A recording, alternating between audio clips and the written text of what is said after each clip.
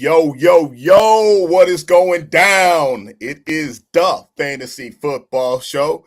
And look at this. We don't even have to guess. We don't even have to guess who our surprise / special guest is. It is the one, the only D-Bro from Fantasy Pros. What it do, bro? It's one hell of an intro, my man. That deep booming voice, baby. You gotta love it, man. Nah, happy to be here, boys. It's not been a fun day in the fantasy streets with all these damn injuries popping off, but it's a good day, baby. We're getting a little bit closer to real football, so I'm here for it all, even despite all the freaking injuries. Love it, love it. And obviously, y'all already know the deal. Y'all know the drill. It's the man with all the skills. Brother from another mother, Nick Will Cox. What it do, man? What up, man? We out here on these streets. Not much, man. Out Not much. Looking like you do got the interview game going on. It does look kind of strong. I was like, doesn't he feel like he's about to go teach a high school English class? Like, for real. Man got dressed up. Oh, man. I love it. I love it. Just for you, right, bro. Just for you. Hey, man. Don't lie. I'm going to go back to the inventory of shows. If you're wearing this shit on other shows, I know, okay? Just so you know. Just so you know, okay? You go ahead, man. Go ahead. Oh, man. I love it. I love it. I love it. Oh, man. Yeah, guys. Yeah, we got some sad news out here in the fantasy streets today. Jaden Higgins, fantasy RIP, torn ACL. We were talking about it a little bit before the show, so I'll kind of kick it over to you guys and let you guys chop it. Man, this freaking sucks, man. I was updating notes and stuff after the news hit and stuff. I think if we're looking just like what is the fallout of this, I think immediately everybody's going to go to Tank Dell. We don't know what the hell we're getting out of Tank Dell this year. Like, I'm hopeful. I hope he comes back and looks like even a shell of his former self. But outside of Tank Dell and that whole enigma, which fine, take him with the last pick he drafts. I'm not going to fight anybody about that. But outside of that, my first reaction was this was the biggest beneficiary of the Higgins news, unfortunately, was Dalton Schultz. He was flirting with top 12 value in production last year. I bumped him up. He's my tight end 16 now. I think he's in that same conversation as somebody like Juwan Johnson, like a tight end 2 you're going to draft that could produce as a tight end 1.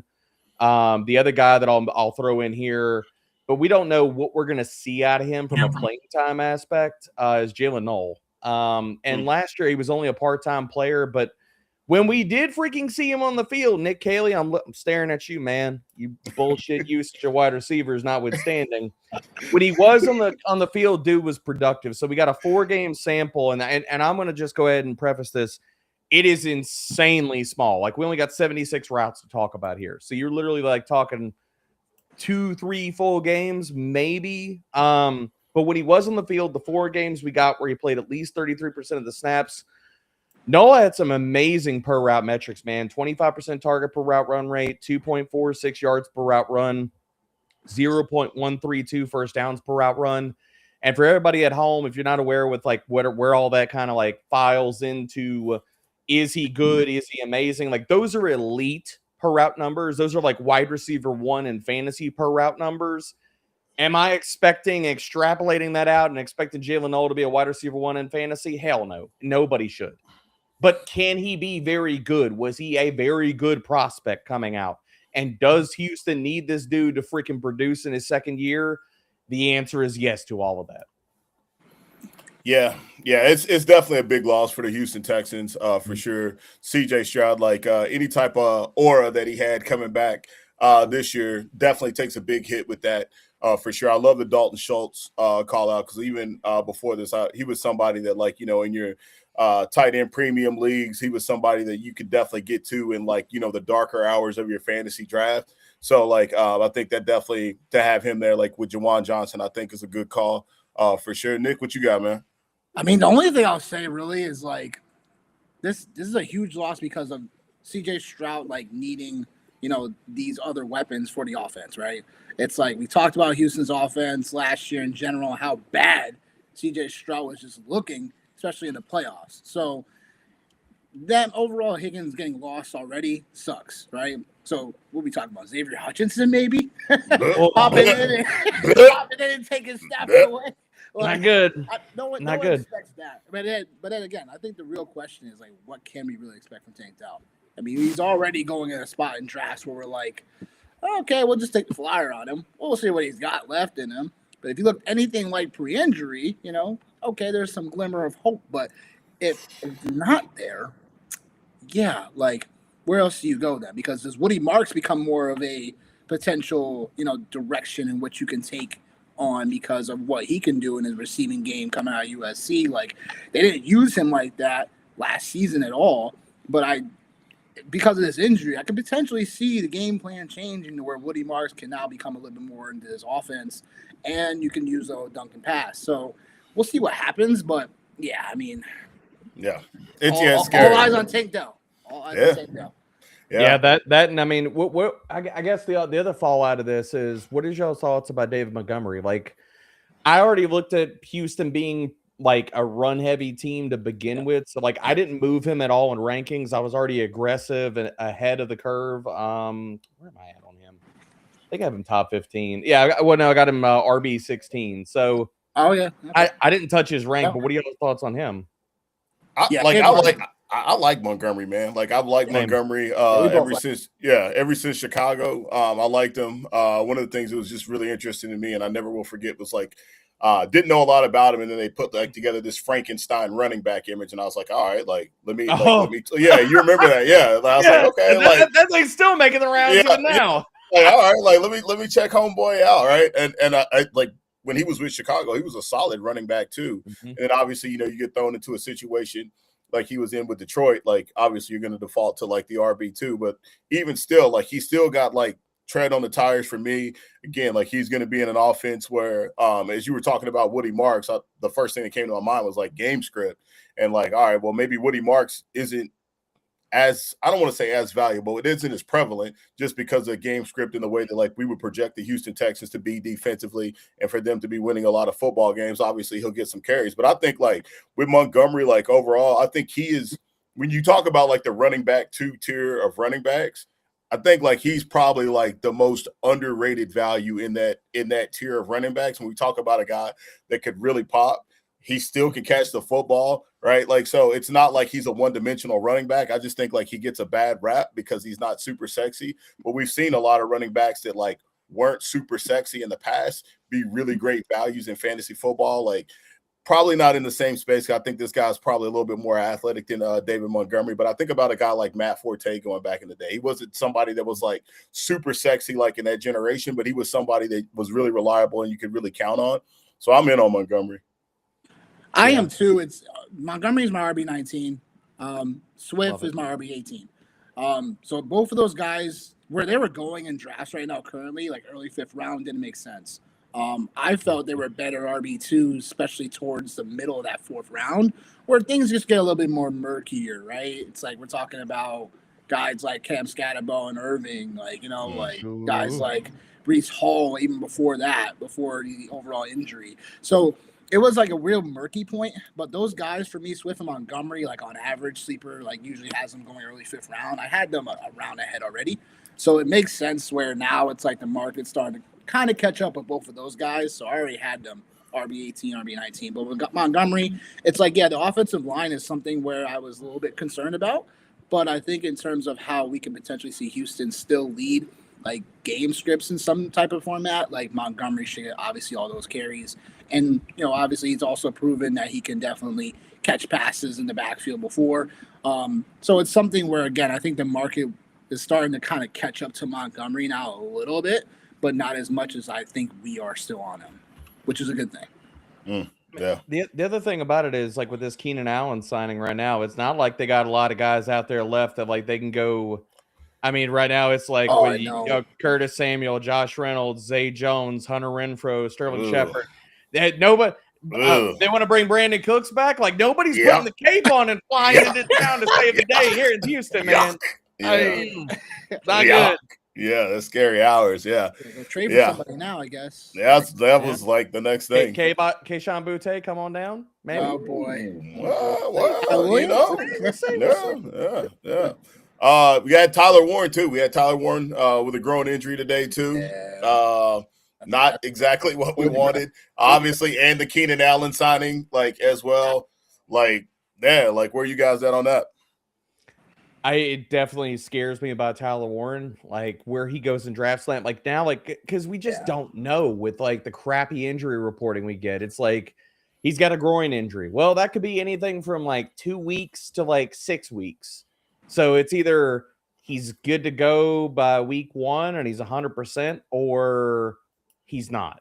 And are you willing to take that guy? Because right now, man, I mean, looking at real-time ADP on Fantasy Pros, Tyler Warren is at 46th overall. So you willing to pay up in the 4th?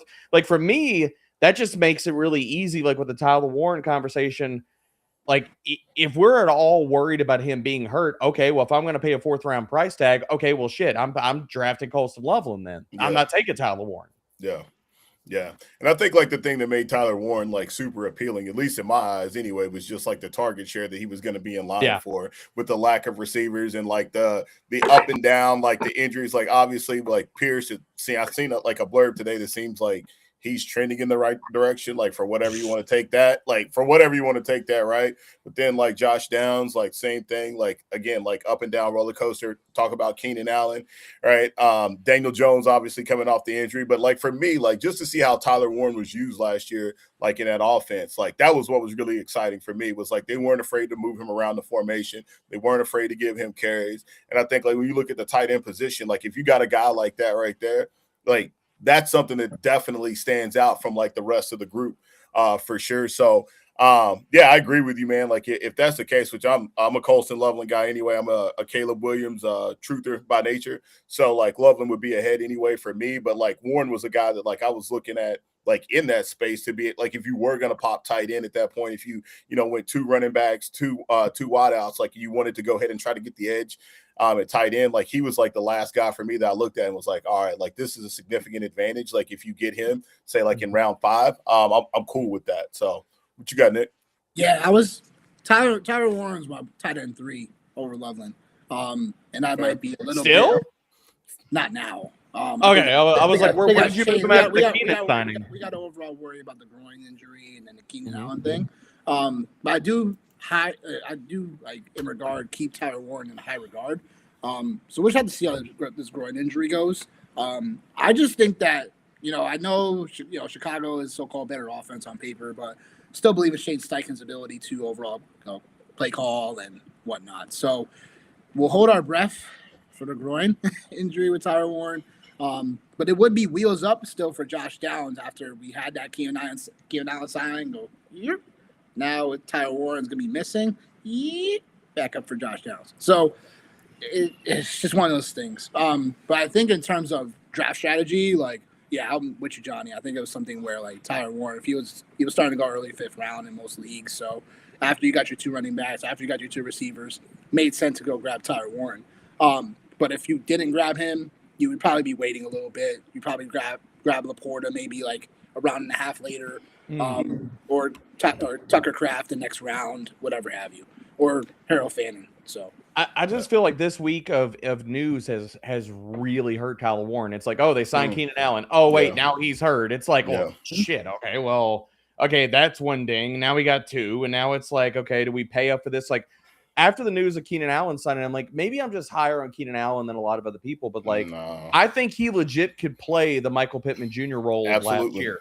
He can just take away snaps and production from everybody else. And I mean, so for me, I moved Laporta over Tyler Warren after that, and I'm definitely going to draft Laporta at his cost where he goes in drafts, definitely over Tyler Warren. Now I feel like there's a tier break. It's like you got Loveland in his own tier by himself, or you can lump him in with the top 3, which, I mean, that's where I'm at. Actually, I'm in tight end 2. And then Laporta is kind of in his own tier, and then you got Tyler Warren kind of like with Tucker Kraft now. Yeah. No, I agree, man. I agree, which is crazy because it's like tight end was like it felt like a little happy space, like at tight end. Yeah. You could like look at like, what, 8, 9 of these. It was like a happy space. We're like 8, 9 of these guys that like you could arguably say like I legitimately feel comfortable taking them. And if I don't get those guys, then like, yes, I can fall back and play like the yin and yang game or grab 2 tight ends and play it that way. But I agree with you because Keenan Allen, dude, like for whatever it's worth, like the short area game, like he still got that. Like there's just there's certain players that just do certain things great. And Keenan Allen, like that's what he does great. Like he still does it. He did it last year, like with the Chargers. He did it with the Bears. Even like his worst years for like what we want to say were still productive years. Like he's never been a guy that's going to beat you down the field. He's just going to get open and catch passes. And in PPR, like that's money in the bank for real. Yeah. Yep. Yeah. All right. Well, no, appreciate that, fellas, for sure. So we'll get rolling here, man. So first question we got for you. What's been your most difficult challenge within this fantasy industry?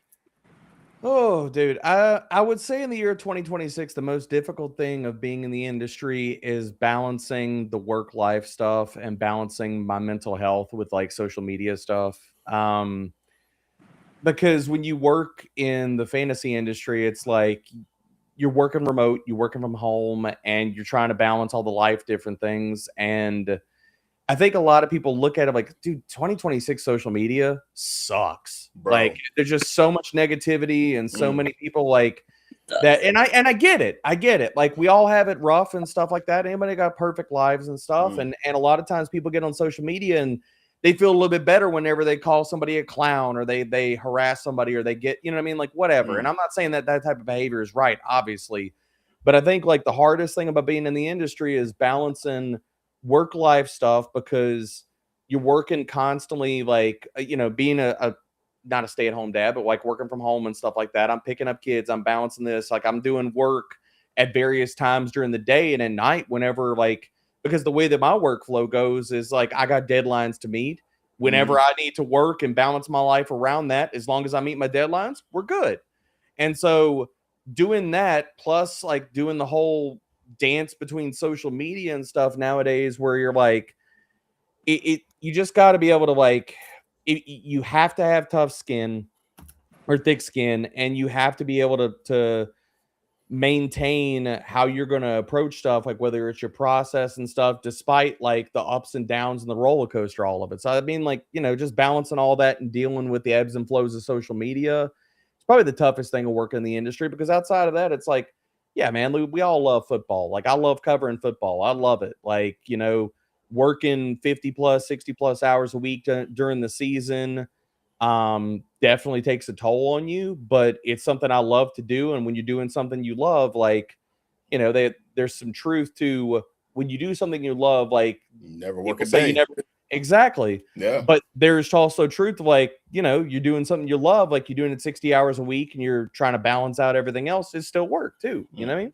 Yeah, no, man. I definitely appreciate that, man. Cause you know, you're somebody like, you know, I've followed from a distance. Right. And like, you know, I've seen stuff like, you know, like in the cut and like, you know, seeing like some of the things you're talking about, like being targeted you specifically, like in certain, like people, certain areas. some people, there's the corners of the internet that love to hate me, man. Oh yeah. Yeah. It is what it is. It's fine. It is what it is.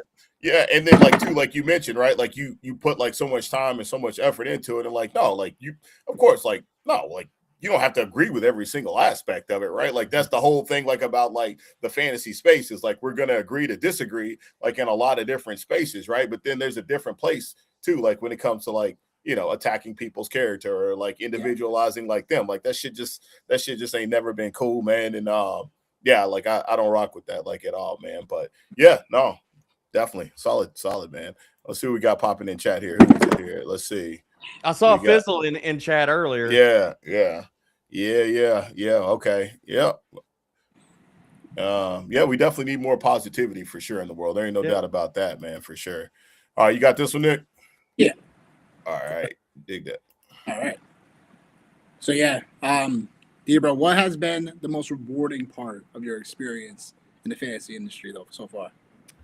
Dude, I think it's a combination of two different things. One of them is a story I'll share real quick, but before I get to that, I think it's been like just hearing, because this whole game about a game that we play and basically serves as something to bring people together, but also an escape. You know what I mean? Like again, like going back to the real of just life right now, it's like everybody's day to day is not easy. You know, however we want to discuss that, I think we can all agree the world ain't easy to live in right now.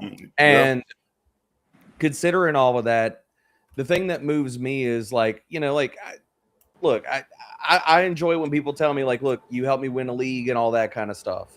But the thing that really moves me and is rewarding to me, like a previous life before all of this stuff, like I was in the healthcare industry and I got into it to help people at the core of it. And so like doing the fantasy stuff for me is like when people tell me I listen to the show or this helped me through like whether it's, troubles in my life and things like that. And I'm not talking about like, I'm not out here preaching some gospel about telling people like, how to live and being uplifting and all this other kind of stuff. Like, but like when people talk about it and they frame it like this is an escape for me, like whether it's listening to the show, doing fantasy, like having that type of community with my friends and my family and stuff, and listening to the show and it's like this is the highlight of my day, my week and stuff like that.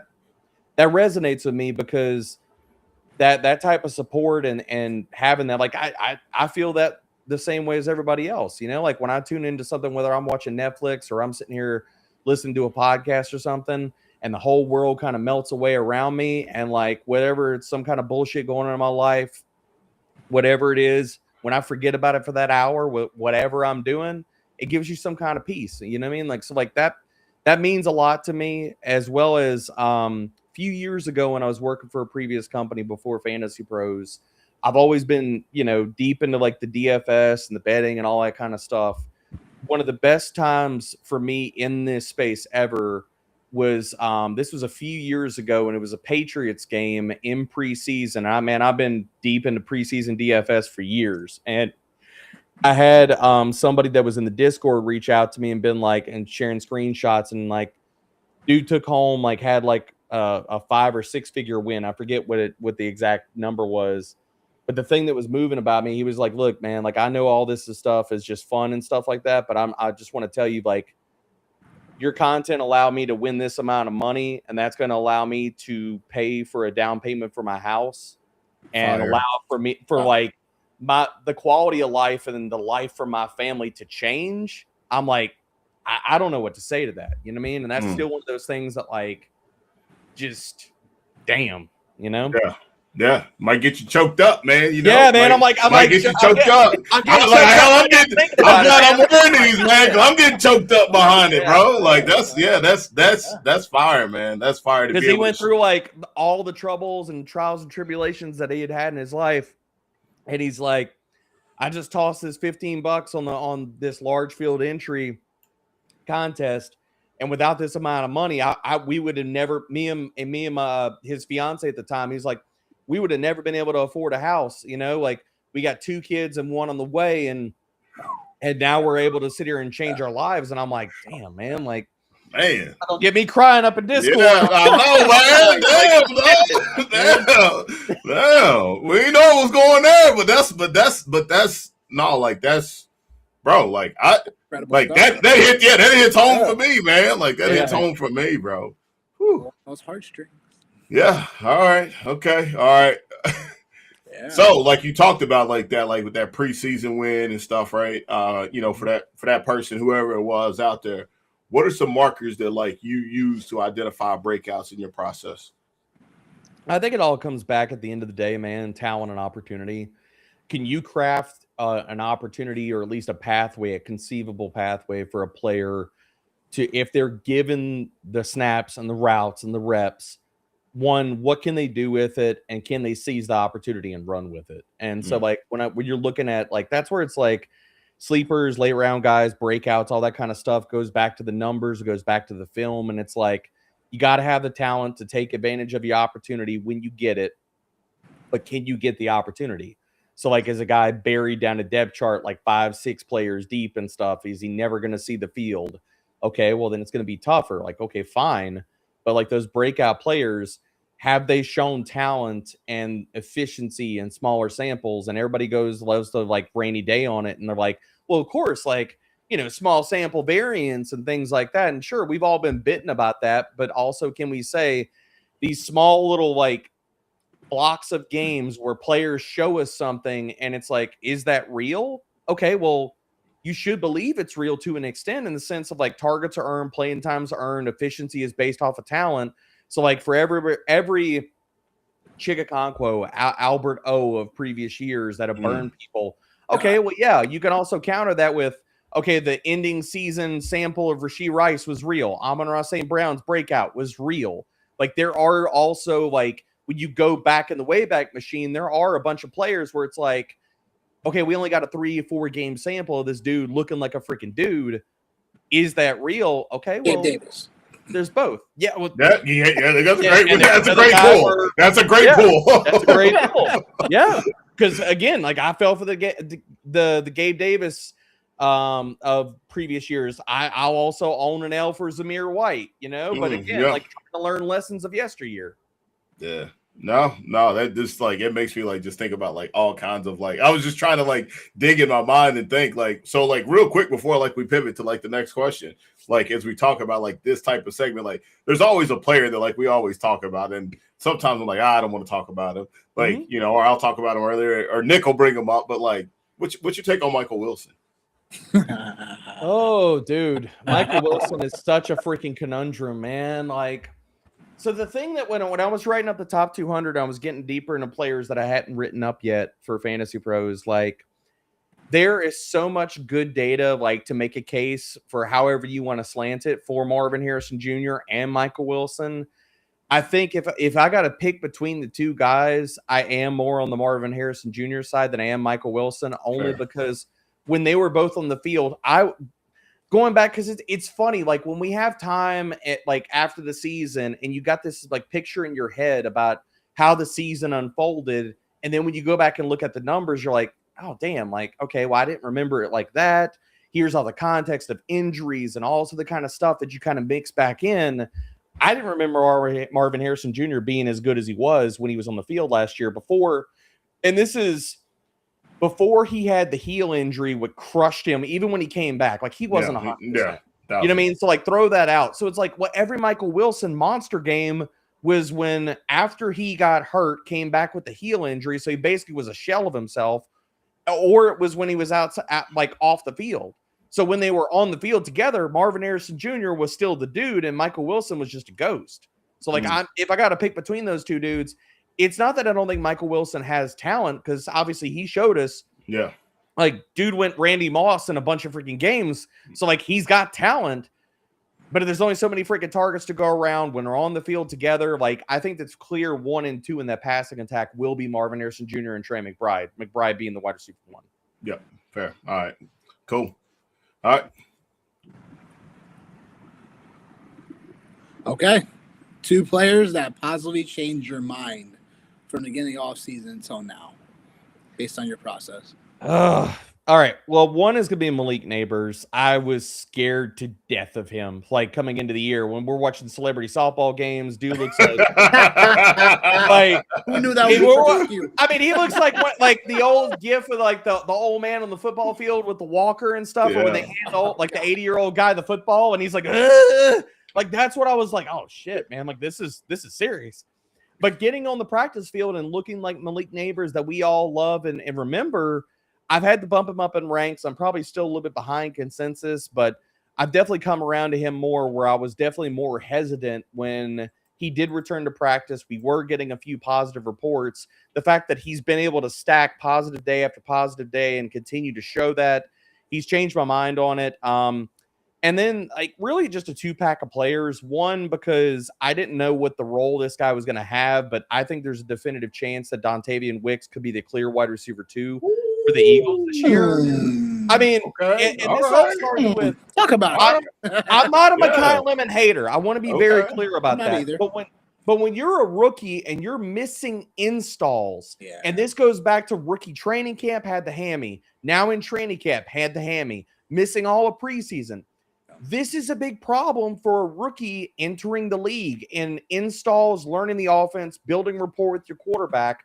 Those time, like early in training camp in the offseason, that stuff is paramount, man. So it's like not that Mekhi Lemon cannot be a stretch run hero for teams and be like hit the ground running in the back half of the season and stuff. But the early ramp up, as well as like when you combine the path for opportunity, again, we go back to talent and opportunity. Dontavian Wicks has been a separation score and route win rate darling over the last 2 years. Like, we're discussing a guy that was 3rd and 24th in separation score over the last 2 years, 6th and 7th in route win rate. Like, yeah, and we're talking about, you want to go back to like the money ball approach of the Green Bay wide receiver room in a full-time role this year. He could literally like push, like this could be quietly a Jackson Smith and Jigba type of like Luther Bird and Rome Odunze type of situation where Mekhi Lemon gets pushed to the side because Wicks has the time with the starters. He's shown really like an awesome talent over the last 2 years in Green Bay in a part-time role. If he seizes the full-time role, he might just push Mekhi Lemon as being like the odd man out of this rotation. But I mean, like, am I crazy, guys? Not crazy enough. I wouldn't say you're crazy. The JSN comparison, a little far, but the opportunity and talent is there. I did like Wicks in Green Bay, but like you were saying, like kind of just was fighting for snaps on it basically all season long with guys in general. When it comes down to it, I think in Philly, it's either him or Hollywood Brown, right? So my question for you is there any hope for Hollywood Brown in this offense in Philly? No, I don't have any hope for Hollywood. I haven't had hope for Hollywood for the last few years. I think injuries have taken a toll, unfortunately, for Hollywood. And I think at this point of his career, he shouldn't be counted on as a full-time player. I think his skill set, you're looking at him as a part-time player, you know, whether it's coverages, field stretching, what have you. Right. That, you know, because really, if you're hoping to keep him healthy for a full season right now at this point, that's all we should be expecting. But yeah, I mean, I just, and I guess I'll frame it this way. If Mekhi Lemon has a Luther Burden-esque rookie season, I will not be surprised. Like, he's just unable to fully establish himself over a player like Dontavian Wicks. I won't be surprised at all. I mean, Luther Burden had the same issues with Zacchaeus last year. Yeah, it's true. No, I don't hate the take. Like, I definitely don't hate the take because somebody has to be the other guy, like there, like to play wide receiver. Yeah, somebody has to be the other guy. And you don't bring a guy in like that for no reason. It's not like he's a vet. And sign him to an extension. They signed him to a 1-year extension too. Like he's still like, so there's something there like with it. So like you heard it here first, ladies. Well, maybe not first, but you heard it here, ladies and gentlemen, on the Fantasy Football Show. Late round flyer. Yeah. You got another part to that? Yeah. So the other guy I was going to bring up was Deebo Samuel. I am much more positive about him. Yeah. I mean, dude, whenever and I was sitting in Joe Pisapia's basement, waiting to go to flex the next day. It was like about 11 o'clock at night. Joe had already gone to bed, and I saw the signing of Deebo Samuel. I was like, oh well, back to the grindstone. And I was writing up Deebo. Dude, if I take the name out of this and I just tell you, this player last year was amongst 109 qualifying wide receivers, was 18th in target share. He was 9th in yak per reception. He was 21st in first read share, and he was 9th best in missed tackles forced per reception. If I took the name out of it, wouldn't we all be like, oh shit, like I'm drafting that guy like at these type of like prices as a wide receiver 4 or 5 in all drafts? Like in one of the best offenses in the league that has a rapport with the offense previously. And everybody around him at this juncture right now cannot stay healthy. Then why would we all not be drafting Deebo Samuel outside of the name? Yeah. No, like, bro. No. That's fair. Yeah, that's fair. Right. That's it's the same offense that he was overall like 3 or 4 years removed from being like legitimately could have been like leading the whole fantasy in points. With Deebo Samuel, where he's going crazy, scoring rushing touchdowns, stuff like that too. Like much fun, same offense, so fun, same offense. Such a fun player. You're getting him like high-end wide receiver 4. Dare I say wide receiver 5 numbers? About still, to say closer to 5, probably, man. Well, but some people have been sharpening up a little bit in some drafts.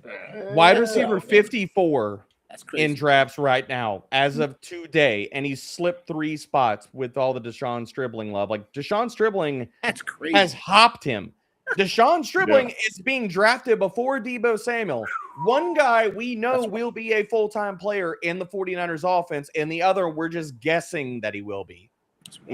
What are we doing? Listen. Marcus got that wrong. Well, no, you know I'm about to get ready to hit you with it. You know I'm about to. This is where like the one guy's got, Deebo Samuel is the cute girl with a nice personality. There we go. Deshaun Stribling is the sexy chick with no personality. That's None. what's happening. Zero. Dumb So, bimbo. oh yeah, man, you can't go out there like that. Give me Jesus. personality. Give me personality. Oh no. Give me the safety, baby. Give me the safety. Oh man. Nick, All right. Nick ain't even gonna lie. He's gonna read some poetry to her. Oh man. I love it. Oh, all right. So 2 players that have negatively changed your mind from the beginning of the offseason until now. Dude, I cannot pay. What is this price tag right now? Oh boy. Wide Oh, man. receiver, Oh. wide receiver 6 in drafts right now. I am not drafting Justin Jefferson this year, Thank you. dude. I am Thank just you. Whoa! I'm not. Whoa! I'm not. Whoa! I'm not. I'm not. Whoa! Thank Talk, I'm not. please. Thank you. Woo! Thank you. Wow! Has Wow. nobody seen Kyler Murray play quarterback in the last few years? Have we all just like everybody just Thank decided you. like I can't? But There is a negative connotation it's around not that. that Jefferson is wide receiver 12 or 15 or 10. He's wide receiver freaking 6. Like you're drafting Justin Jefferson over AJ Brown, George Pickens, Nico, Malik Neighbors, like all these Chris Olave right now with no Jordan Ew. Tyson. People are drafting Justin Jefferson. It's like Because of name. okay, it is. But fair. here's the real of it. Justin Jefferson last year, if you want to just take, okay, he got the volume, the deeper numbers for him last year, he wasn't even anywhere close to this. And this is not even like, I understand the bad quarterback play, but if you take that out, if you look at just XFP in the sense of based off the volume, what he should have scored last year, XFP per game, he was 15th. XF expected fantasy points per route, he was wide receiver 17. So he wasn't producing as a wide receiver 1.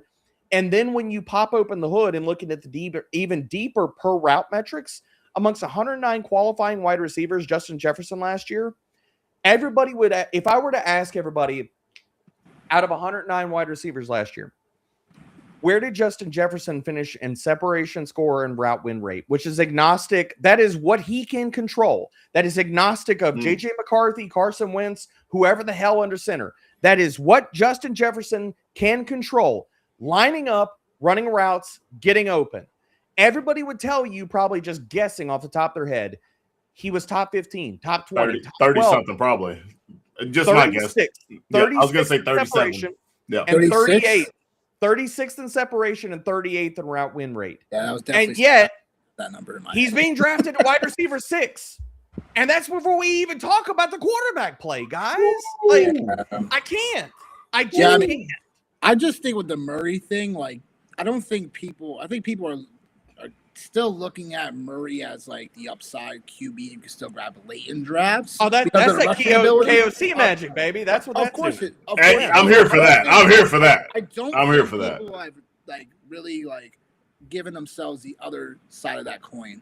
Where we were talking about Kyler Murray 2 years ago, and we were like, "Why did we draft this guy so high 2 years ago? What's going on?" We drafted him like early 7th round last year, 2 years ago, whatever. We were expecting him to do well, and all of a sudden he just was like, rock after rock performance, and you're like, oh my gosh, like I drafted Murray, and I have to now pick up another quarterback because he absolutely sucks because he's not even giving me the rushing ability anymore. Now, I'm not expecting that low of a Murray performance, but you have to give that in the range of possibilities, range of outcomes with Murray, especially with him going after QB 15 at least in some drafts. So it's like in a 1 QB league, it's like he's on the waiver wire.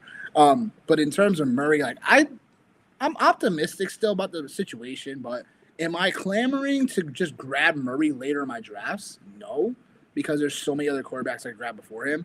He's a fail-safe option. Mm-hmm. But I think when it comes to Jefferson and putting this all, put a bow on this, like with Jefferson, like I've always liked Jefferson, but I've always felt that he's gone just too early when I want to grab him. He's just always been one of those players for me, where it's like he goes before 7, first 8 or whatever, okay, but he's really, in my opinion, the 1-2 turn, in my opinion, if I'm going to grab him.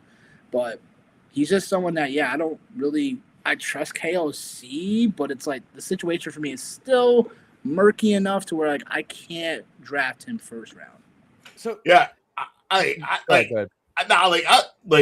I think like when you talk about like this is about Justin Jefferson, but like to talk about Kyler Murray and to talk about Kevin O'Connell and the Minnesota Vikings offense, like Kevin O'Connell like has consistently put together, or I shouldn't say put together, but he's helped these other quarterbacks become like top 9, top 10 fantasy quarterbacks. Kyler Murray traditionally has been a top 10, top 11 fantasy quarterback. So I think like you're still going to get that. And I understand like the separation metric, like chef's kiss, because like not good, man. No, it's not good. But like for you throwing it out there, right? Like chef's kiss for you, right? So like for me, like I'm like, okay, like there's obviously truth to that.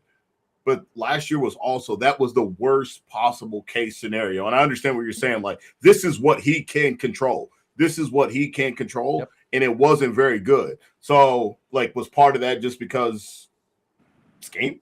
Like Brown like was just like AJ Brown type of tendencies. Like was he disinterested? It's possible because one thing like a lot of people said like all year last year was they clamored over the fact that like like he never quit, like he kept playing, but like there's definitely a level of frustration when you talk about players of that caliber that are used to the success that they're used to, and Minnesota was used to winning football games, right? And that just didn't happen. So I get it, but like I'm not gonna die on that hill like with it. I am very optimistic, like to your point about Kevin O'Connell in this offense and the fact that like he's never had a player like Kyler Murray. And I'm not like a Kyler Murray lover, but I'm not a Kyler Murray hater. But like I am somebody that like stays like in the middle lane with that. So like I'm okay, like AJ Brown, I would probably take over Justin Jefferson. Like I can feel that. Yeah, I can feel that. Like I can feel that. Like, but when you get to like what about Drake London? Like I've got my own reservations. I've got my own reservations about Drake London right now. But like when you talk about like George Pickens, like, and I listen, dude. 2 years ago, when he was with Pittsburgh, I was George Pickens all the way. So like last year, I was able to get in on him, like and cash in on it.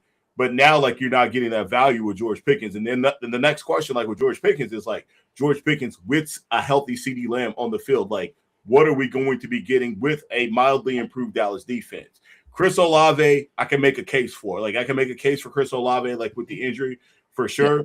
So, like, for me, like, Justin Jefferson, like, maybe, like, wide receiver 7? All right, like, cool. Like, I can rock with that. But, like, those other guys, like, I think they have just as many question marks, like, as Justin Jefferson does.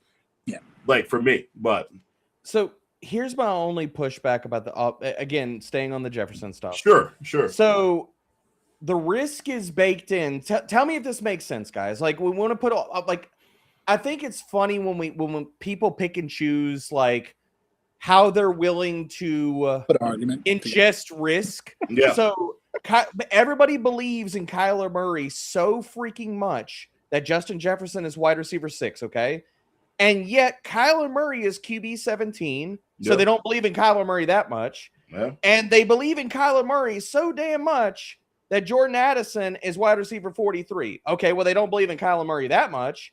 They believe in Kyler Murray so damn much that TJ Hawkinson is tight end 21. So you don't believe in Kyler Murray. It's like everybody believes in Justin Jefferson, and it's, he's going back to the moon. And it's like, but if you really pick it apart, Aaron Jones isn't going high in drafts. Jordan Mason isn't going high in drafts. Kyler Murray doesn't even go high in drafts. No. So every other part of this damn offense, the risk is baked into, but everybody sees Justin Jefferson and they're like, oh no, he's perfectly fine. Don't worry. It's all good. And it's like, make that shit make sense though. Make that make sense. Like, you're not worried about him, but every other freaking piece of this offense, you're like, well, I don't know. We need to pump the brakes. Yeah, I've been getting a lot of like Minnesota Viking, and like again, like I'll stand on mine. Like I probably have TJ Hawkinson in 50% 50 to 60% of the drafts that I've done, either him or Jordan Addison or Juwan Jennings or Jordan. Right, they're cheap. Like they are. Like they're cheap. Yeah, they are. Like they're cheap. They're cheap. You're not taking risk. Yeah, but I got it. Like I got it, brother. I got it. I just like, but I'm here for. Like I'm here for it though. I'm here for it. And like again, like AJ Brown, like, yeah, like 1,000%. And like, if any of those other players were like on the board, like I would definitely have like some consideration. for them. Like I love Nico Collins. Like Nico Collins is another guy. Like for me, like the last 2 years, like I've died on hills. Like I've taken Nico Collins. I took him last year, like, you know, in another draft, like as a top 7 player because I believe in the talent. So he's another guy that like I would rival with Justin Jefferson. But those other guys, man, like I'll roll the dice on Jettas, man, for sure. The other guy that I got to bring up here is, and again, I love the player. This is not related to the player. This is a passing volume and a quarterback play conversation. Tetairoa McMillan was wide receiver 20 last year, and he had that entire offense to himself. He's wide receiver 18 right now. I have a hard time paying the price tag with all of the other wide receivers going around him. Jalen Waddle, more passing volume. Emeka Ibuka, okay, fine. We can talk about toe injury, but more passing volume. Garrett Wilson, Terry McLaurin, DJ Moore, like all these other guys. Like, I have a hard time paying that price tag for Tetairoa McMillan when it's like, is there a situation? Because the way that I look at when I'm paying a wide receiver 2 price tag for a player, and again, going back to talent and opportunity, is there a way where this wide receiver 2, if everything works out perfectly, can be a wide receiver 1 in fantasy? Yeah. I just don't see that for Tetairoa McMillan. I don't see it. Like, it's Bryce Young, dude. Like, it's not there, man. Like, it ain't there. It ain't, and it sucks because like him as you said, like him as the player. My only counter to that, so good. The only counter to that to me is, I mean, I think McMillan. I think Tetairoa is overall really talented, right? I think it just comes down to like, if you knew, okay, here's my curveball for you. You start your draft. I got a curveball for you too when we come back to this. You start your drafts with 2 receivers. You grab him as a 3rd receiver in a build. Would you grab him as a 3rd receiver in a build like that? As a 3rd receiver, yes. Yeah. But right now he's now he's your wide receiver 2 though, right? Yeah. So I'm saying, like, I think in that scenario, like, I would be willing to take the risk on him. Obviously, if Tetairoa is my wide receiver 1 or even my wide receiver 2, that's where we overall will have like, I don't know about Bryce Young, I don't know about Carolina. But that's the thing, though, bro. Is like he's going at 401. Like he's going ahead of guys. Later on, and someone gets a steal on him. So it's like. Yeah, but like, dude, like the guys that the guys that go after him, bro. Yeah. T. Higgins, Garrett Wilson, Ladd McConkey, Jalen Waddle, Burden, Tay, DJ Moore, like Christian Watson, Devontae Adams, like DJ Moore, like all these other guys. He got no business hanging out there for sure. Yeah. No, and that's why I have Tet as a wide receiver 3 in my ranks, because I don't. And it's not because, again, I love the player. Like, he was my wide receiver 1 of the class. I caved up for him last year. I was like, he's freaking awesome. Bonafide wide receiver 1 of the class. Like, but again, going back to, like, the way that this offense will work, just for everybody to understand Bryce Young, just take Jonathan Brooks later. Yes, exactly. But or I'm about to get to another name that you just take at cost over Tetairoa McMillan. But in weeks 3 through 18 last year, Bryce Young surpassed 35 passing attempts 1 time. He only had 2 games. Was that the Tampa Bay game? The second that might have been the Tampa Bay or maybe the Falcons. Falcons game. Yeah. He only had 2 games where he had more than 225 passing yards. And he directed an offense that was 5th in neutral passing rate, as well as, and this is the curveball that I kind of teased a second ago, when Jalen Coker was healthy last year, in weeks 13 through 19. Johnny. Easy now. I'm not saying that Coker is going to be the wide receiver 1 in this offense, but I'm just going to throw this out there for people, and people can do whatever the hell they want with this. Shout out to Holy Cross. Yes, Jalen Coker's a dude. I've said this since he was a prospect. I said this when he was a UDFA. Weeks 13 through 19 last year, Tetairoa McMillan versus Jalen Coker. Ted had an 18.3% target share. Jalen Coker had a 20% target share. Tetairoa McMillan had 1.78 yards per route run. Jalen Coker had 2.3. Tetairoa McMillan had 1 red zone target. Jalen Coker had 4. Tetairoa McMillan had a 26.1% first read share. Jalen Coker had 28.3%. So in every single metric that I really care about in weeks 13 through 19, Jalen Coker was outproducing Tedero McMillan. Yet one of these guys is a top 24 wide receiver. And let me scroll down here and find Coker's Jalen like wide Coker. receiver. Right? Wide receiver 52, 138th overall. It is. So somebody needs to explain that discrepancy I didn't and know that he was Grand that Canyon far. to me. Somebody's got to explain that to me because I don't. This is where the drop. This is where the drop comes in. Coke boys, baby. You know what I mean? Okay, it's baby to the day I die. Yeah. I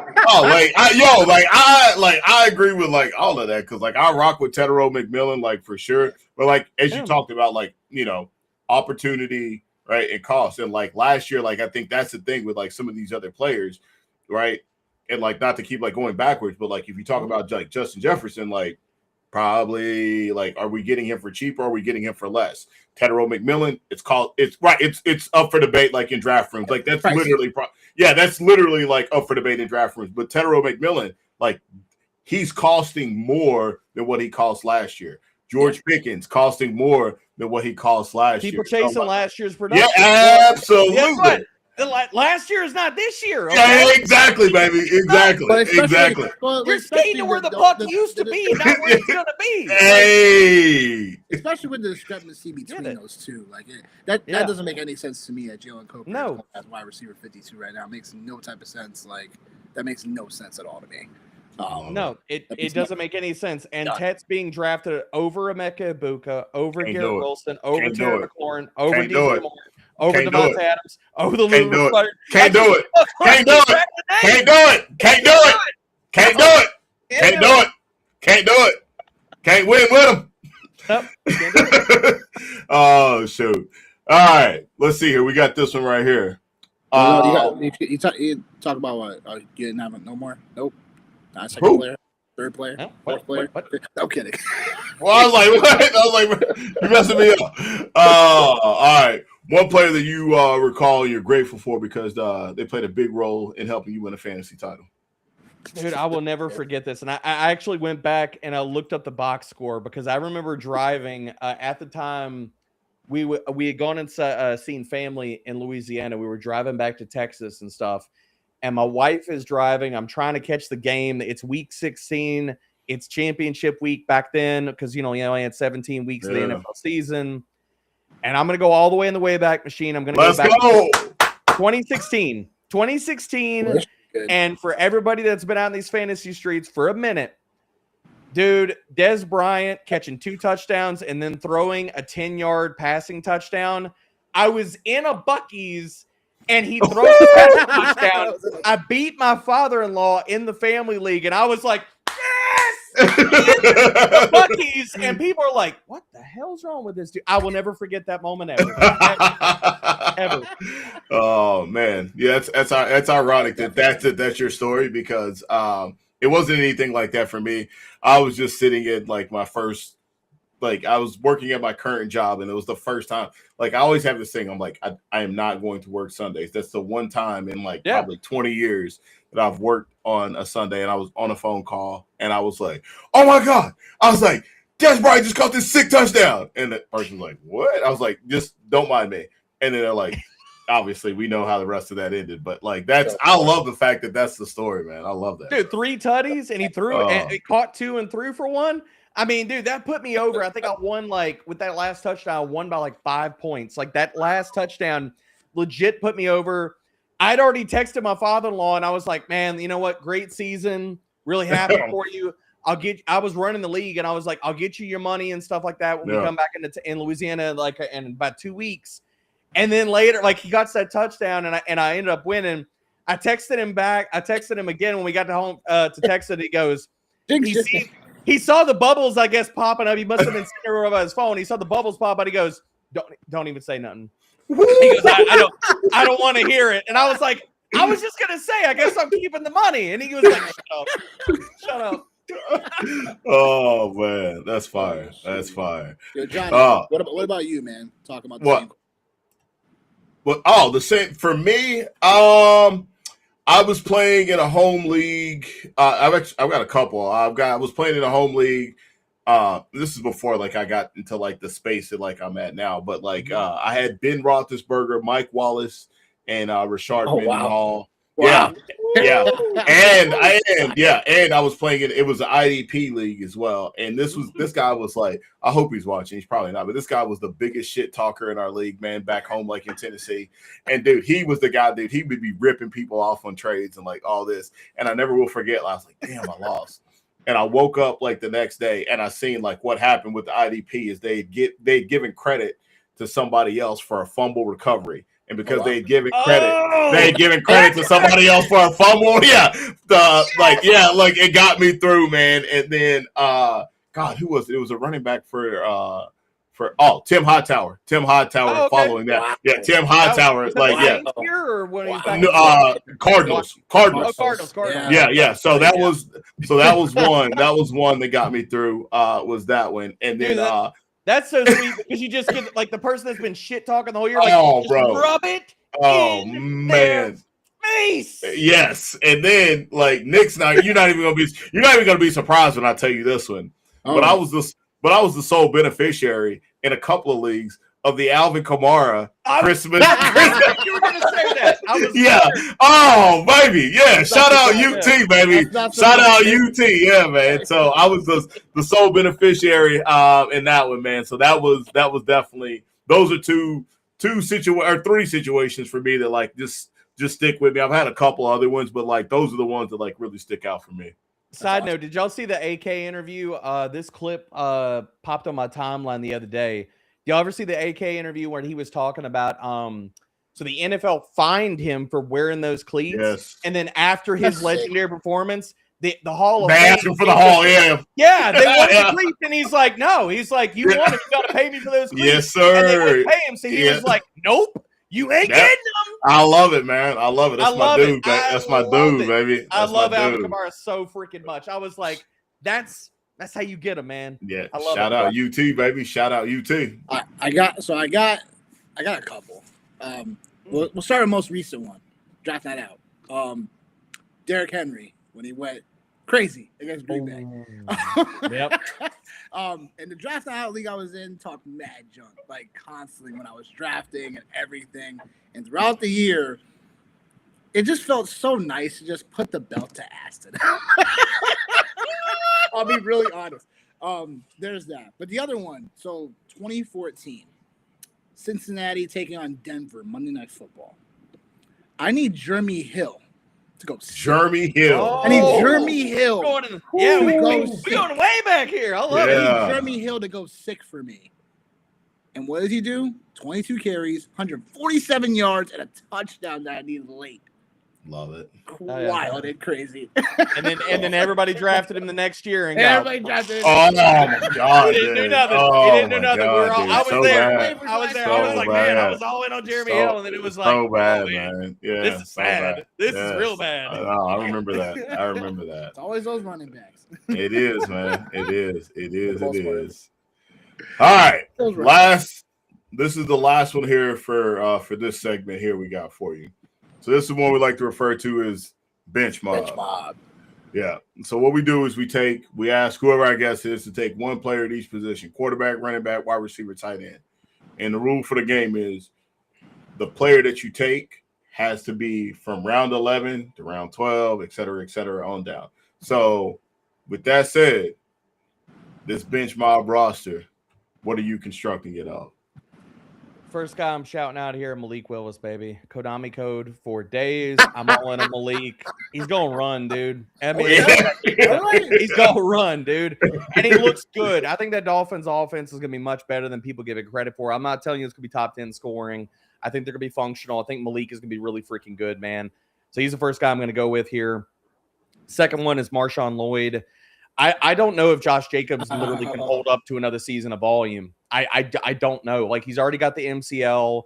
He was a shell of himself last year with all the volume. Lloyd looks healthy and explosive. I think his ADP is going to continue to creep up. If Jacobs can't stay healthy, and you also say, like, look, he's still, like, not out of the woods about getting suspended. No. So either one of those things or both of them happen. Marshawn Lloyd is one of the best running back picks you can make right now. Talent's real. He's finally healthy. People are going to see it this year because he is the clear RB2. Like, none of this Chris Brooks, all that kind of mess. Emmanuel Wilson's gone. Yep. Lloyd is the guy. If Jacobs misses any time, he will be the guy. Last one, I mean, the wide receiver that I'll shout out here, like I talked about Jalen Coker, Deebo Samuel, Dontayvion Wicks. I could go with any one of these guys. I'm going to give my dude Bryce Lance a shout out because Jordan Tyson, I don't know when we see or if we see him this year. Hey, yo. All the people are talking all this Devon Vele noise. Like, for a player that has 1.34 career yards per route run, no, you can miss me with that. Bryce Lance has talent. I commented on Christian Watson coming out 2.0, and this wasn't helmet scouting. Dude, it's blazing speed, underrated route chops. He was big guy. Dude, he's really big physical guy. Yeah. And I've had Saints fans in my mentions every time that I've tweeted about him over the last few weeks, and they're like, but Barry and Brown, Bryce Lance has had a quiet camp. And I'm like, if you think Bryce Lance has had a quiet camp, I will just straight up tell you, you are not following the right people for the Saints. Like, it's just straight up, because he has been popping off with big plays throughout the entirety of camp. He worked as the wide receiver 2 yesterday. Now, Vele was out of practice. I think that they are going to lean on Bryce Lance this year. I think he's going to be a big part of that offense. So, last guy I'll bring up here, Greg Dulcich, going back to the Miami stuff. He's free, man. He's free. He was top 12 in every single per route metric you could pull up from last year. Somebody's got to catch the damn ball in Miami. If it's not Caleb Douglas, Chris Bell, who have you, at the tight end position where the bar is lowered for production to be top 12, top 15, I think Greg Dulcich in a contract year, Greg Dulcich is going to get it done this year. Bro, I'm going to tell you something. You actually might be the most efficient guest we've ever had at this bench mob game. I'm trying to, y'all put rapid fire in here. So I'm trying to. Yo, you might be the most efficient guest we've ever had, like with the bench mob piece, bro. Like, no, we'll see what Eric has to say. Yeah, no cap, man. Like, no cap, man. Oh, that was definitely all right. Yeah. All right. So rapid fire. So here we go. So it'll be me. It'll be Nick. So we're just going to rip them for you. All right. So I'll start off. CMC or Puka? PPR. All this is PPR based. CMC or Puka? Puka. Jefferson or Lamb? Lamb. Not close. Smith or Njigba? Who? JSN or who? Devontae Smith or Emeka. Yeah, Devontae Smith or Emeka Buka. Okay. Smitty. All right. Nick. Let's see who we got. So, Cook or Taylor? Cook. Not close. I think Cook's got top 3 upside this year. Love that too. I think you might. I don't know. Well, maybe you kind of answered this one, but Tet or Garrett Wilson? Oh, Garrett Wilson. Wilson. Easy. Yeah. Right. Waddle or DJ Moore? Oh, dude, my Waddle ranking is kind of scandalous. I got Waddle as a wide receiver 1 in ranks right now, so it's Waddle. Yeah. I love it. Yeah, Waddle's wide receiver 10 for me right now. So, Scott or Irving? Who are Irving? Scott or Irving? Oh, after the preseason usage, dude, I'm leaning. I've actually pushed Bucky Irving over Cam. I'm worried about Cam. Good. BTJ or Marvin Harrison Jr. Oh shit! I gotta consult the ranks on this one. I think it's Marvin Harrison Jr., Brian Thomas. Actually, I got Marv ahead of BTJ on this one. A wide receiver 39 versus wide receiver 44. Okay. Roma Doomsday or Watson? Oh, Christian Watson, and that's not even close. I got Watson as a top 24 wide receiver. Oh, no love for a Doomsday. Wow. I like a Dunze, but my Dunze problems are a Caleb tossing downfield problem. Okay. All right. Johnny. All right. So who in the second wave of free agent signings will be the most beneficial for fantasy purposes? How close are we putting the second wave? Like, are we talking Stephon Diggs, Deebo Samuel, Keenan? Are we pushing that further? Okay. Yeah. I think Steph Diggs, man. I got Steph Diggs as a top 36 wide receiver. Okay. He's definitely not watched.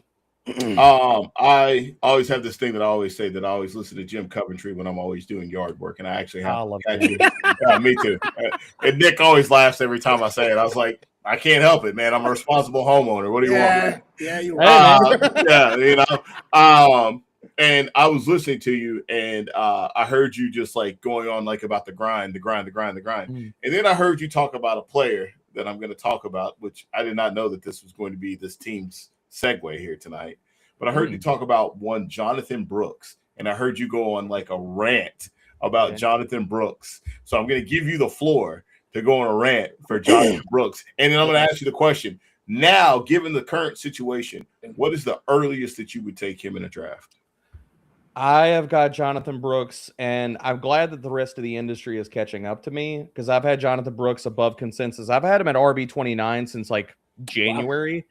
Wow. I've got him at RB27 right now. I've got Jonathan Brooks. I actually just bumped him up just a little bit more because everybody is kind of catching up.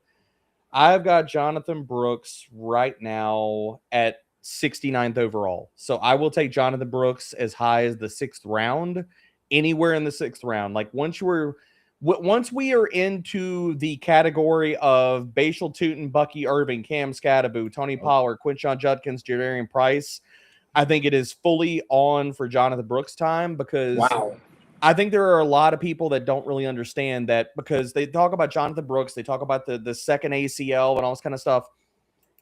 None of that shit matters because his knee is healthy now. Does everybody not understand he is going to enter week 1 when people are talking very glowingly about, like, people are talking about Tucker Kraft and they're like, yeah, Tucker Kraft's going to be a full go. Let's go, baby. And it's like, how many months post ACL surgery is Tucker Kraft?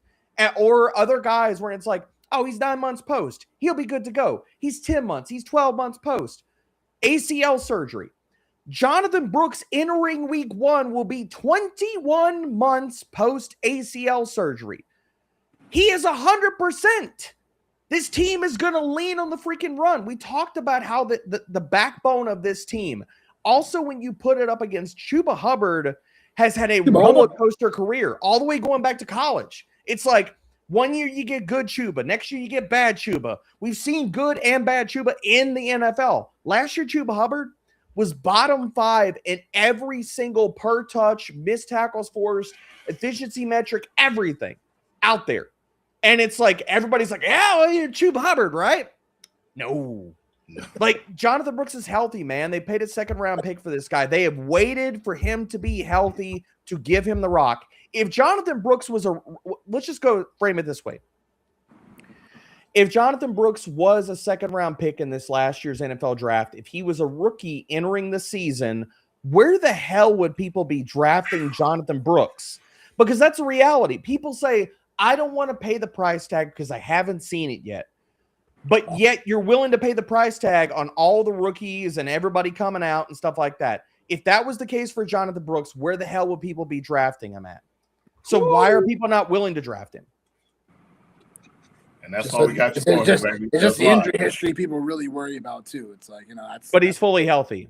He's definitely fully healthy. So yeah, hey, yeah. give me the value. Thank you. Yeah, exactly. Thank you very much. You just draft him and you say thank you to the rest of the draft room when you walk out. Thank you. Yep. Appreciate y'all. Yep. I got a few more rapid fires for you.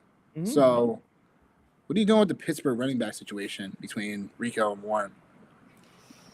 Taking the latest guy. I mean, honestly, I'll just take the guy that goes later. Right now, all the camp buzz is really coming out. Rico is RB1, which is fine because Jaylen Warren goes ahead of him in draft. So just take Rico later. Totally fine. I love I'm an OG. Dude, I've got Rico Dowdle OGs like tweets from like when he was a prospect out there. Okay. So just to let people know, I'm an OG Rico Dowdle. Okay. Man. All right. I love that.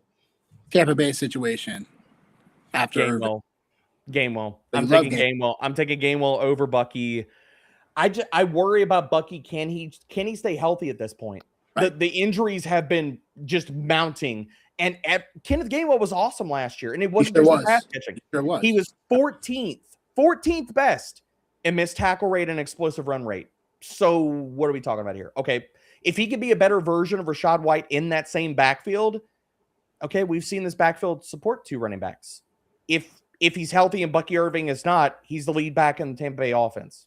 Okay, again, another value. You just say thank you to the draft room. Washington running back situation. JCM, Rachaad White. I want to bet on Bill in year 2.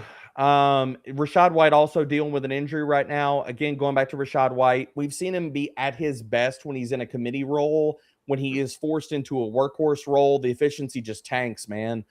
I would rather bet on Bill, who on a per touch basis was a better running back last year. If they are going to transition to this outside zone, more wide zone running, he was top 12 in a number of metrics, yards per carry, success rate, everything on zone runs last year. So I'm just going to bet on Bill. Okay. Tight ends, my favorite subject. Mm.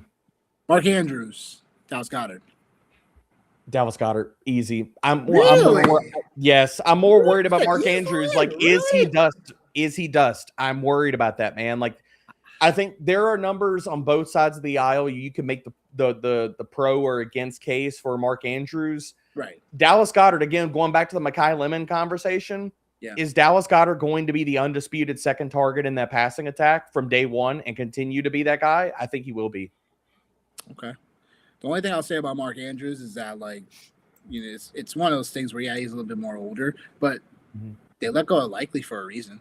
They didn't bring anybody else, really. You know what I'm saying? They drafted Matthew Hibner for a reason, baby. I mean, they drafted Matthew Hibner. I mean, look, I Jacoby. like we talked about Jacoby Lane a little bit last episode with Rich. So I mean that there's there, but I'm saying I think Mark Andrews is still a very trusted weapon of Lamar. So I think that overall where he's going in drafts, like, you gotta take a stab at that. At least as your tight end 2, not even your starter. He's your tight end 2 in most drafts. So I mean, Dallas Goedert's going at 115. Andrews is going at 121. So you got to make a choice there between one of the two. I'm leaning Goddard. Yeah, that's fair. I'm more pro Jalen Hurts this year too. I will. Yeah, I think we both are. I think we all are. Very much. Jalen Hurts. Yes. Honestly, I really think with the Ravens like attack, I think there's some overall in terms of mystery behind this, because we could see because passing metrics for Baltimore last year was this kind of disaster, right? Lamar Jackson wasn't even healthy, stuff like that. With Declan Doyle leading the offense, like, there could be room for the Ravens to be not in that bottom third of passing metrics with Lamar. Yep. So I am a little bit more bullish on Mark Andrews because of that, because we've seen him do it before and whatnot. And I think with Philly, I think they'll still we don't know if that passing overall will lead up to that same situations, right? We don't know if Hurts and Lamar are going to be leading the top 10s and overall when it comes to passing metrics or whatever. But I think the opportunity leads itself for both of those situations. But I think with Mark Andrews, I think I just trust the situation just a tad more. I like Dallas Goedert. He double-digit touchdowns last year. But it's something where, can he do it again? It's possible, but I'm not banking on it. It's possible. Yeah. Anything possible? One more. George Kittle, Travis Kelce. Oh, this is a case of safe floor or you betting on upside. I'm very much in the upside wins championships mode. I'm going Kittle. Me too. Yeah, Kelce, I just think he's got the volume. It's going to be a low end tight end 1. The efficiency is kind of tailed off. If Kittle comes back and he's freaking Kittle is going to be a top 5 guy. Yeah, love it. All right, who have you worked with, or who have you not worked with that you want to work with? Oh, in the industry? Yeah. Oh, geez. Dude, I would say my biggest thing is not just the fantasy industry. I love doing stuff, whether it's interviews and things. The more that I've gotten into all of this and going to the Senior Bowl and stuff like that, I want to do stuff more with players and stuff, or former players, current players. The one guy that I haven't done any shows with, and he's made his rounds around the industry, I would love to sit here and just chop it up with Austin Eckler. Easy. Yeah. That'd be fire. That'd be fire. Yep. That'd be fire. That would be fire. If I go industry person, I love the vibes, and I think we would have a damn good show just giving each other shit, me and Evan Silva. We've never done a show together. That'd be a lot of fun. Okay. All right. Make that happen, possibly. Don King out here, baby. Hey, man, I'll take it. What's your favorite stat and why? Ooh, damn, that's a good one. I would say overall, my favorite stat is probably yards per route run. I think it does a really good job if you want to just talk about per touch efficiency for receivers. It's not perfect, no stat is perfect, but I think it's probably my best one, and it's applicable across, tight ends, wide receivers, and running backs. So, you catch a lot of different positions. All right, cool. The games. Go ahead, John. Go ahead. No, go ahead. Go ahead. The game show that you've always wanted to be on. Oh, geez, man. I want to go do Family Feud just because I think Steve Harvey is absolutely freaking hilarious, man. And some of those damn wild answers, like I don't know what I would say off the cuff if presented with some of these damn questions, dude. Love it. You mentioned your home league like earlier. So I was gonna ask, like, what is your favorite home league? Is it your family league, or do you have another league like with your with your actual friends, like as well, or just your family league? Probably my family league. Yeah. It's between that and there's a dynasty league that I'm in with a bunch of guys around the industry, both in and out of the industry. Sal Lotto's in it. Nixon, the lead singer for Freeman Hamley's in it. A bunch of other guys from around, like whether it's that dynasty league or my family home league, one of those. What's the format of it? Which one? The dynasty league or the home league? The home league. Home league is just straight up redraft. 3 wide receivers, 2 flexes. Got rid of kicker and defense just because we were like, oh, what are we doing here?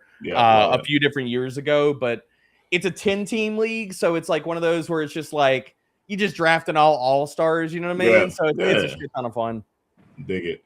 DFS or props?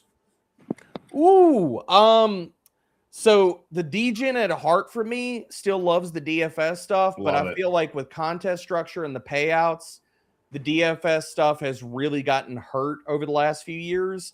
So I'll go to the prop market. All right. Monday Night Football or Thursday Night Football?